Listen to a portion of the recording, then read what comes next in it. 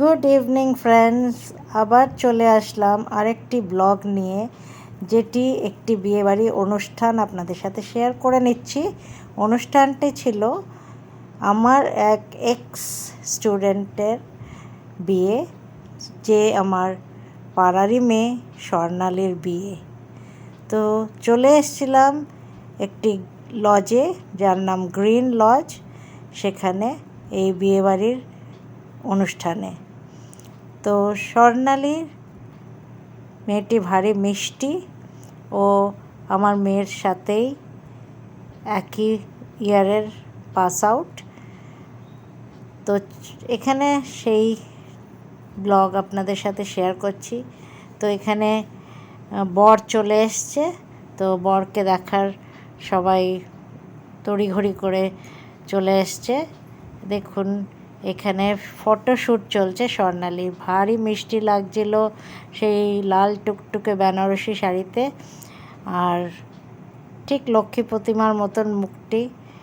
আর এই বিভিন্ন পোজে এই রুমে ওর ফটোশ্যুট চলছিল। তো সেখানে কিছুক্ষণ ওর ফটো শ্যুটিং দেখছিলাম, যে কি পোজে ওর ফটো নেওয়া হচ্ছে, ভিডিও নেওয়া হচ্ছে। তো বিভিন্ন রকম পোজ দিয়ে, আজকাল যেরম বিভিন্ন পোজ দিয়ে ফটো নেওয়া হয় সেরম পোজ দিচ্ছিল।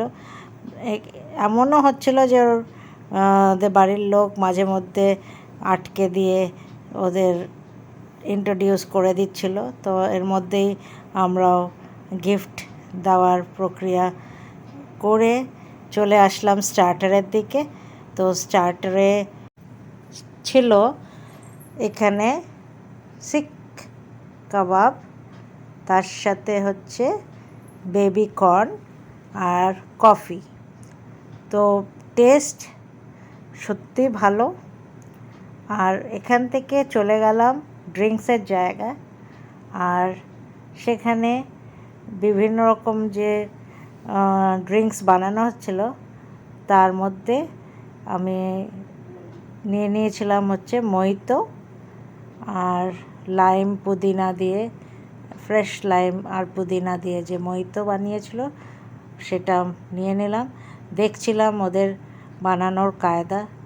তো এটা দেখতে আমার ভারী ভালো লাগে, কেন কি খুব সুন্দরভাবে এরা প্রিপারেশনটা করে। বিভিন্ন জিরা আর অন্য অরেঞ্জ ড্রিঙ্কস সব যে বানায়, বিভিন্ন মিক্সচারটা দেখতে ভারী ভালো লাগে। শেখারও কিছু থাকে এদের যেভাবে প্রিপারেশনটা করে। তো ওখানে অনেকটা টাইম ধরে দেখে নিচ্ছিলাম কিভাবে এই ড্রিঙ্কস বানায়। সত্যি এক্সপার্ট হাত, তাড়াতাড়ি বানাচ্ছিল, কত লোককে যে সার্ভ করছিল, তার সাথে বিভিন্ন যে যেরমভাবে বলছিল সেরমভাবে জিনিস রেডি করে ওরা দিচ্ছিল। তো তারপরে চলে গেছিলাম স্বর্ণালীর আশীর্বাদের পর্ব, যেখানে ওকে ওর শ্বশুরবাড়ির লোক আশীর্বাদ করছিল। তো কিছুক্ষণ ওখানে থাকার পরে এবার চলে এসেছিলাম সরাসরি খাওয়ার জায়গায়। তো রয়্যাল ক্যাটারারদের দিয়ে এই আয়োজনটা করা হয়েছিল, আর সত্যি বলতে অপূর্ব রান্না করেছিল, নো ডাউট। মানে এক নম্বর খাওয়া দাওয়া ছিল।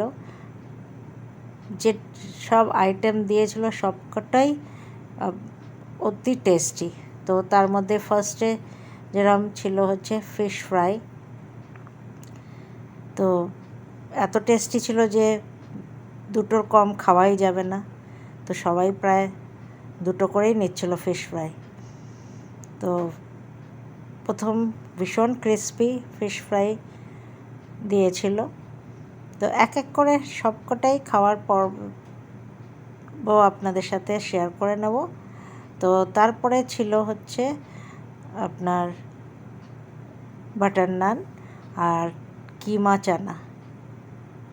কিমা চানাটাও খুবই ভালো হয়েছিল, কেন কি প্রচুর পরিমাণে এরা কিমা দিয়েছিল। কোনো রকম আমি এই ক্যাটারিংয়ের কোনো প্রচার করছি না, কিন্তু সত্যি রয়্যাল ক্যাটারারদের রান্না ভীষণ ভালো ছিল, নো ডাউট। এখানে কোনো কথা হবে না ওদের খাওয়া দাওয়া নিয়ে। এরপরে চলে এসেছিলো বাসন্তী পোলাও। কোয়ালিটি ওয়াইজ জিনিস ভালো দিয়েছিল।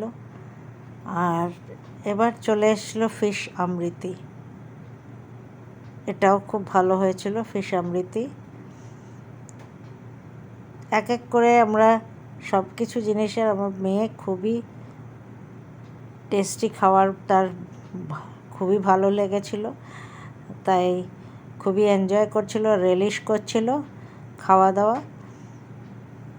আর ছিল কষা মাটন, যেটাও খুব টেস্টি হয়েছিল। আর মাঝে মধ্যেই ওরা ফিডব্যাক নিতে চলে আসছিল যে ম্যাম কেমন হয়েছে, একটু ফিডব্যাক দেবেন। তো কিছু বলার নেই, সত্যি ভালো ছিল। তারপর ছিল আমের চাটনি আর পাঁপড়, যেটা থাকে সাধারণত আমাদের বাঙালি প্লেটে। আর এরপরে যে মিষ্টির পার্বণটা ছিল, সত্যি সেটারও কোনো তুলনা নেই।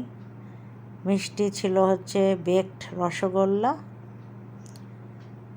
আর তার সাথে ছিল আরেকটি খুব সুন্দর মিষ্টি, সেটা হচ্ছে আনারকলি মিষ্টি। অপূর্ব টেস্ট এই দুটো মিষ্টিরই। এই বেকড রসগোল্লাটা হালকা মিষ্টির উপর খুব ভালো, আর আনারকলিটাও তেমনই ভালো। আর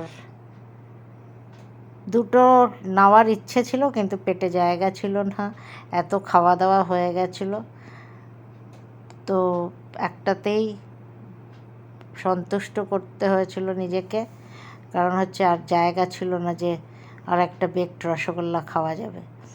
আর তার সাথে ছিল লাস্টে আইসক্রিম। আইসক্রিম ছিল রাবড়ি আইসক্রিম, যেটারও টেস্ট এক্সিলেন্ট। তো সেটা পরে বেরিয়ে এসে খেয়েছিলাম। আর বাইরে ছিল মিষ্টি পান। তো এই সব খাওয়া দাওয়ার পরে আমাদের দিনটা খুবই ভালোভাবে কেটে গেল।